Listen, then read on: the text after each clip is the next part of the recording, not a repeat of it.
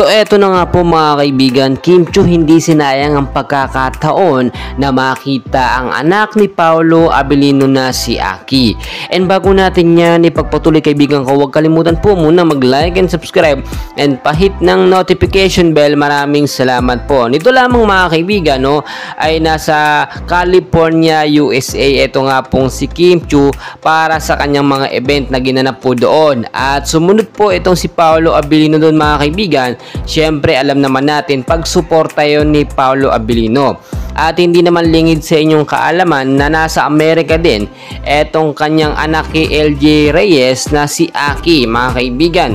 So yung pagkakataon po na ito ay hindi po sinayang ni Kim Chiu, bagkos mga kaibigan ay nakipagkita etong si Kim Chiu dito kay Aki, which is kung titignan po ninyo ayon na rin sa ating mga nakuhang updates, and so far so good, okay na okay po ito.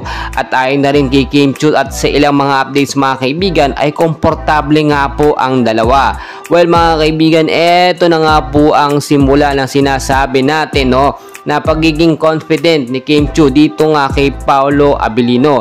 Natanggap ni Kim kung anong meron kay Paolo at pati na rin yung kanyang mga nakaraan. So wala na yun mga kaibigan, na ayos naman na yung issue dito kay Paolo Abilino at kay LJ Reyes at sinusuportahan na lamang po niya yung kanyang anak na si Aki. Samantalang nakasuporta din naman ito si Kim Chiu sa kung anong magiging desisyon nga po ni Paolo Abilino. So alam naman natin na itong Kim Pao ay talagang nagkakamabutihan na. Maraming mga updates sa kanilang pagkikita na hindi natin nakikita sa social media at hindi nila pinopost. Pero sa ating mga pinagkakatiwalaang source, sila po ay lumalabas talaga ng madalas, At ito yung pagkakataon ni Paolo Abilino, na samantalahin habang sila ay magkasama ni Kim Chiu sa Amerika.